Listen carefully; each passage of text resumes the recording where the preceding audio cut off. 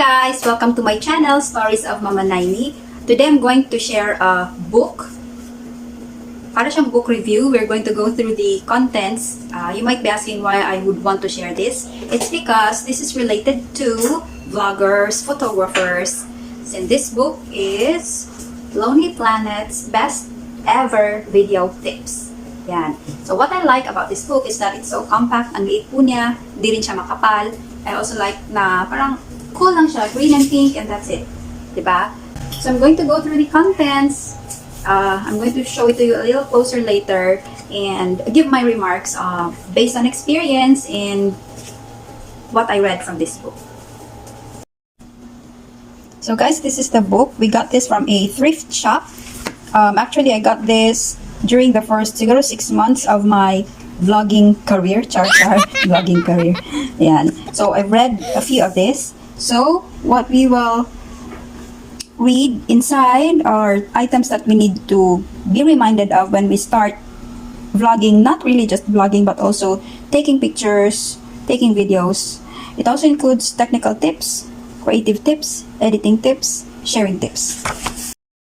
So, here it starts with before you go. And what camera? So, I used to have a DSLR camera and then have different models and brands of handphones that I used to take videos. I have one phone for indoor and two phones for outdoor. So you have to decide anong camera ang dapat mong gagamitin, and we make use with whatever you have. Hindi naman kailangan na marami. Ayan. So either you have a camera talaga and then you have a handphone. So live through lens, more on using the DSLR camera. Yan. Kasi there are lenses that are good for yung malapitan, meron din yung pang malayo, meron pang landscape, meron pang tao, mga depende ganun. Accessories, ayan. Yan, ito po ang mga accessories. Usually pag nagba-vlog, sometimes, yun nga, if you have a handphone, that's enough. Pero if you really want to have a good quality, you have to consider these items, lalo na if you're using digital camera talaga. And you also have to consider the weather. You're not just gonna bring your handphone or just bring the camera. You also have to consider many things like notebooks, pen, batteries, things like that. So, have a plan. Ayan, kung ano ba plano mo sa buhay na joke. Have a plan kung ano yung concept mo, yung idea mo, saan mo ito i-share, ano ang gagamitin mo, what would be your theme, ano yung music na gagamitin mo, saan mo kukunin yung music mo. Ayan. Keep safe equipment, syempre, lalong-lalo na sa outdoors, at yung may mga dalang mamahaling mga camera, or even handphones, you have to make sure na ready ka. Especially pag pupunta kayo sa beach, ayan, dapat may cover or protector yung dala mong mga equipment. Next is audio. Yung iba, meron silang mga lapel. But for me, I don't have that. I just adjust the volume dun sa video editor na ginagamit ko. And so, make use with what you have lang. It's not really necessary. Yan. Make a checklist. Saan ka pupunta? Ano ang mga angle mo? Ano ang concept mo?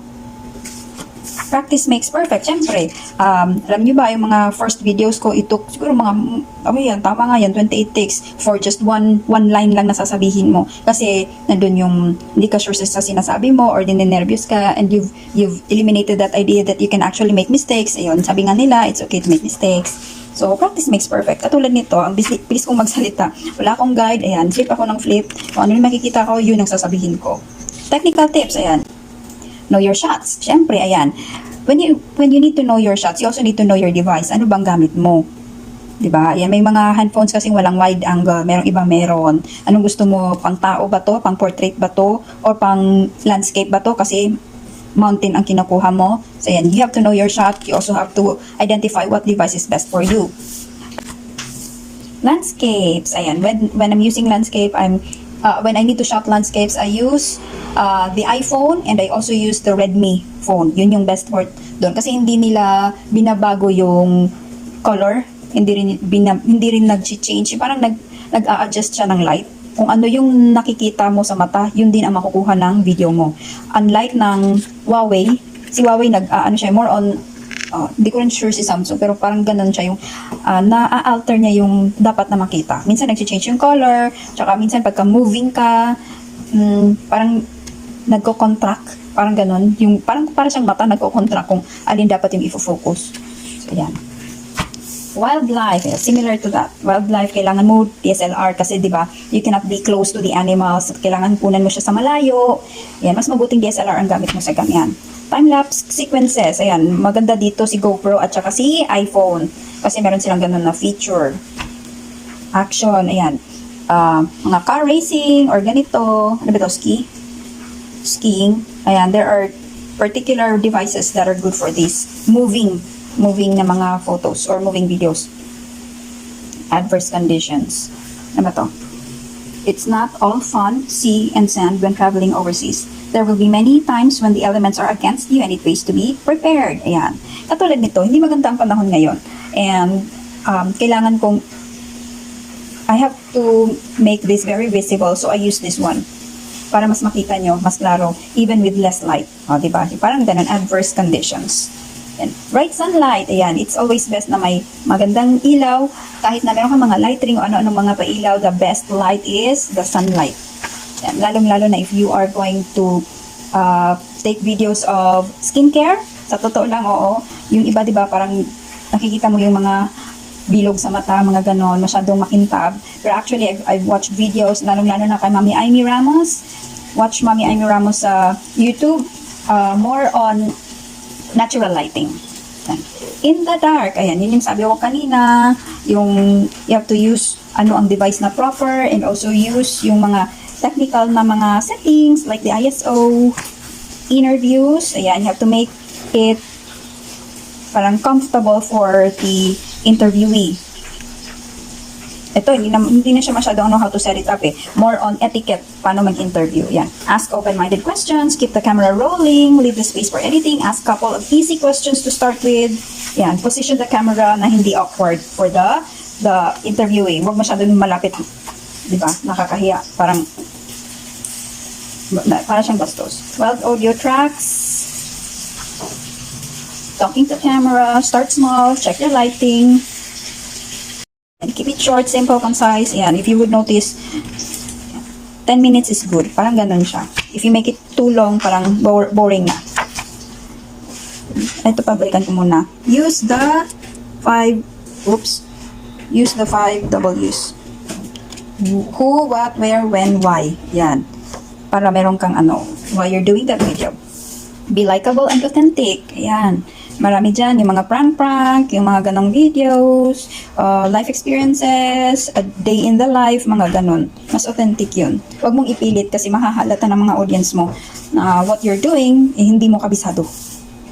Diba? How can they relate to you or how can they trust you on the things that you said kung nakikita nila mismo na sa'yo, hindi mo kabisado. Yan, creative tips, number of suggestion, yan, pagka when you're filming video, you can always say, pakilagay po yung suggestions nyo, recommendations, para the next time you're going to film something or similar, may bagong idea ka, hindi lang your own idea, diba? You have to be open. Etiquette of filming, yan. Be careful sa mga culture, sa colors, you have to know their background, para hindi masyadong off yung interview nyo, kasi you have to bring, you have to bring the information about kung sino yung kausap mo, not you. No, it's not about you. Kung if you want to go for interview video, mga ganon. Vlogging in public spaces, and you have to be polite and also you have to mind, lalong-lalo na kapag may mga bata or may mga taong ayaw masama sa mga videos. Ayan, you also need to ask permission.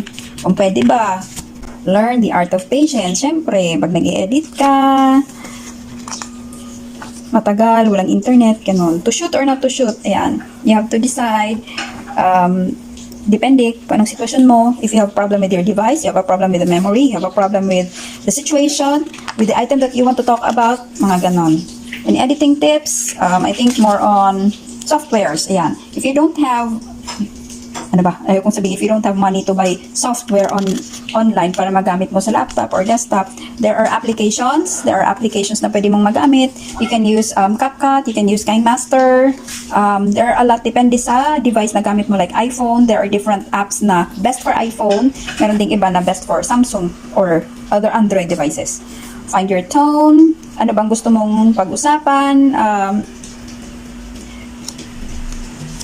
Tama nga, sabi ko kanina, when you watch videos, you can get ideas. The internet is a great place to start getting ideas. Tama yun. And mix up your shots. So, hindi ibig sabihin na, kunyari, when you film scene 1, kailangan magkasunod si scene 2, scene 3, scene 4. There are times na kailangan mong parang, di ba, parang idea siya. Yung nasa end, ilalagay mo sa second, like ganun. Honor the pace of your story. Huwag masyadong magmadali. Keep it short and snappy. 13 minutes, 10 to 13 minutes, enough. Kasi ayan, tutulugan kayo ng viewers niyo kung masyadong mahaba. Lalo na mga 30 minutes, mga ganon. And, syempre, you have to consider nga pala yung mga advertisements. Diba? Pag mahaba na nga video mo, may mga advertisements pa. Ayan, kasi monetize ka kasi. Know your cuts. Hindi ko masyadong alam tong cuts nito. Transitions. Transitions pala siya. Yan. It takes time. It takes time to get to know this. Kasi ako, I'm not really using transitions. Kung ano lang yung next, and if you would notice, kung ano yung video ko, yun yung ilalagay ko. Not so much on cutting. Parang tinatamad akong gumawa ng ganun. And good job sa mga magaling gumawa ng cutting and action. Ayan, ibig sabihin. Using music, use no copyright music. Merong mga website, mga band sound, at saka YouTube music or YouTube live audio library ba yun, where you can use non-copyrighted music. Kasi pag ginamit mo, yan, sayang yung effort mo, tapos sasabihin lang ni YouTube na it cannot be monetized or you won't earn from that video kasi you used copyrighted music.